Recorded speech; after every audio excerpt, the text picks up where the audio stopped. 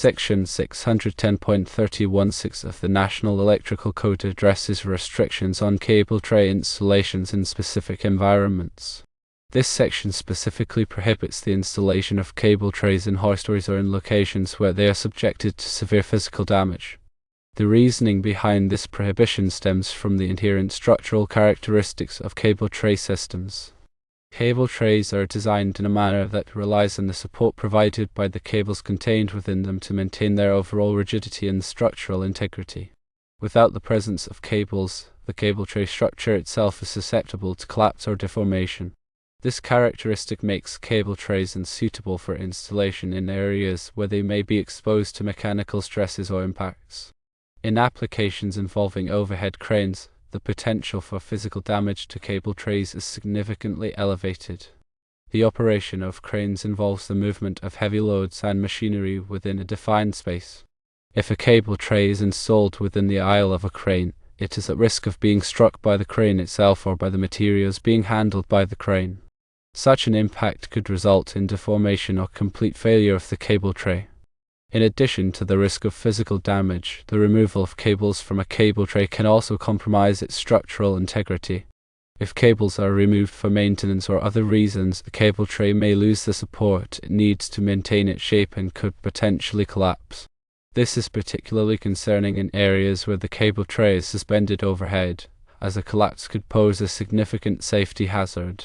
Based on these considerations, it is generally considered unacceptable to install cable tray in a hoistway or within the aisle of a crane. The potential for physical damage and the reliance on cable support make cable trays unsuitable for these environments. However, alternative wiring methods may be acceptable in these situations. One such alternative is the use of a conduit system. Conduit systems, unlike cable trays, do not depend on the wires within them for rigidity. Conduit is a rigid, enclosed raceway that provides mechanical protection for the conductors it contains. Because conduit does not rely on the support of the conductors, it is less susceptible to damage from impacts or other physical stresses. Furthermore, conduit systems are typically grounded, which provides an additional layer of safety in the event of a fault. When considering the installation of electrical wiring in areas where cable trays are prohibited, a conduit system is often the preferred alternative. Conduit can be installed in a variety of configurations to meet the specific needs of the application. It can be run overhead, underground, or along walls and other surfaces. Conduit systems are also available in a variety of materials, including metal, plastic, and fiberglass, allowing for selection of the appropriate material based on the environment and the type of conductors being protected. In summary, Section 610.316 of the National Electrical Code prohibits the installation of cable trays in hoistways or areas where they are subject to severe physical damage.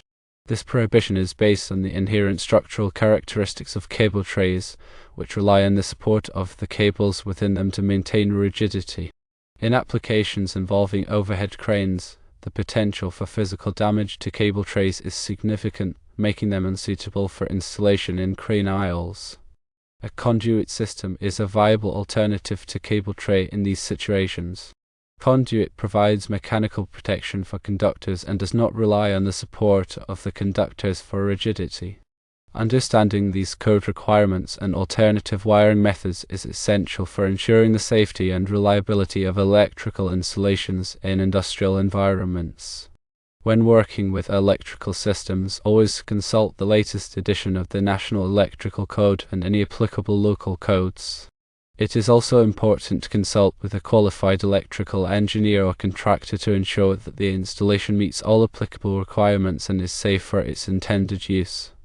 In addition to the specific requirements of Section 610.316, there are other general considerations that should be taken into account when installing cable trays or conduit systems. These include the following. Firstly, proper support. Cable trays and conduit systems must be properly supported to prevent sacking or damage. The support should be spaced according to the manufacturer's recommendations and should be securely fastened to the building structure. Secondly, adequate clearance. Cable trays and conduit systems should be installed with adequate clearance from other equipment and structures. This clearance is necessary to allow for maintenance and to prevent accidental contact with energized conductors. Thirdly, proper grounding. Cable trays and conduit systems must be properly grounded to provide a path for fault current in the event of a short circuit. Grounding helps to protect personnel from electric shock and to prevent damage to equipment. Fourthly, conductor fill. The number of conductors installed in a cable tray or conduit system must not exceed the maximum allowed by the National Electrical Code. Overfilling a cable tray or conduit can cause overheating and damage to the conductors. Fifthly, environmental considerations. The environment in which the cable tray or conduit system is installed must be taken into account when selecting materials and installation methods. For example, in corrosive environments, it may be necessary to use corrosion-resistant materials. Sixthly, labeling. Cable trays and conduit systems should be properly labeled to identify the circuits they contain. Labeling helps to prevent accidental disconnection or damage to the wrong circuit. Seventhly, accessibility. Cable trays and conduit systems should be installed in a location that is accessible for maintenance and inspection. Accessibility is important for ensuring that the system can be properly maintained and repaired. Eighthly, compliance with codes and standards. All electrical installations must comply with the National Electrical Code and any applicable local codes and standards. Compliance with codes and standards is essential for ensuring the safety and reliability of the electrical system. Ninthly, qualified personnel. Electrical installation should be performed only by qualified personnel who are trained and experienced in the installation of electrical systems. Qualified personnel have the knowledge and skills necessary to perform the work safely and correctly. Tenthly, inspection and testing. After the installation is complete, the electrical system should be inspected and tested to ensure that it meets all applicable requirements. Inspection and testing helps to identify any problems or deficiencies that need to be corrected. The National Electrical Code is a comprehensive set of standards for the safe installation of electrical wiring and equipment. It is updated every 3 years to reflect changes in technology and best practices. When working with electrical systems, it is essential to consult the latest edition of the National Electrical Code and any applicable local codes. In addition to the National Electrical Code, there are other organizations that develop standards and guidelines for electrical installations. These include the Institute of Electrical and Electronics Engineers, i.e., the National Fire Protection Association (NFPA), and the American National Standards Institute (ANSI). Consulting these standards and guidelines can help to ensure that the electrical installation is safe and reliable. Electrical safety is a critical concern in all types of installations, from residential to industrial. Electrical hazards can cause serious injury or death. It is important to take all necessary precautions to prevent electrical accidents. These precautions include, firstly, always de-energize circuits before working on them. De-energizing a circuit means turning off the power at the source and verifying that the circuit is not energized. Secondly, use appropriate personal protective equipment (PPE). PPE includes items such as gloves, safety glasses, and arc-rated clothing. PPE helps to protect workers from electrical hazards. Thirdly, follow safe work practices. Safe work practices include things such as using lockout/tagout procedures, maintaining a safe distance from energized equipment, and never working alone. Fourthly, be aware of your surroundings. Pay attention to potential electrical hazards in your work area and take steps to avoid them. Fifthly, report any electrical hazards to your supervisor. Reporting hazards helps to prevent accidents and injuries. Electrical safety training is essential for all workers who may be exposed to electrical hazards. Training should cover topics such as electrical safety principles, hazard recognition, safe work practices, and the use of PPE. Regular refresher training is also important to ensure that workers stay up to date on the latest safety information. In addition to training, it is also important to have a written electrical safety program in place. The program should outline the company's policies and procedures for electrical safety. It should also identify the responsibilities of employees and supervisors. A comprehensive electrical safety program helps to create a culture of safety in the workplace.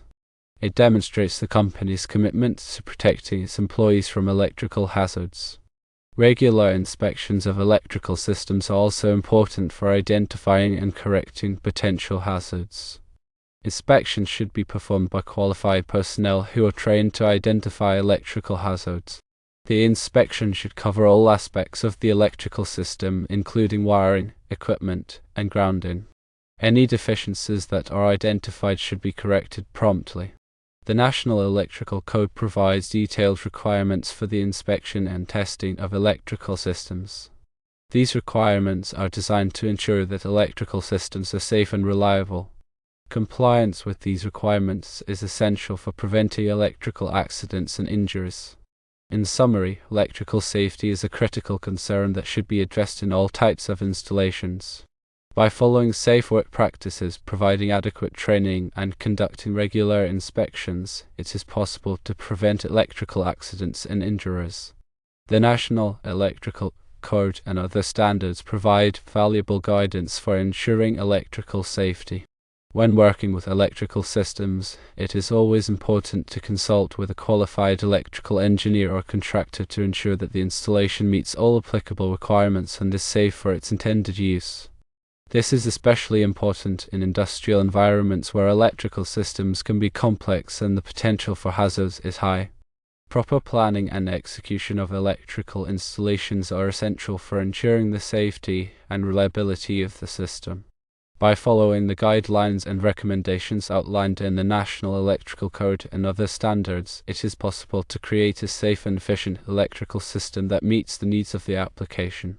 Remember that electrical work should only be performed by qualified personnel who are trained and experienced in the installation of electrical systems. Attempting to perform electrical work without the proper training and experience can be dangerous and can result in serious injury or death. Always err on the side of caution and consult with a qualified professional when in doubt. By taking these precautions, it is possible to minimize the risk of electrical accidents and injuries and to create a safe working environment for everyone.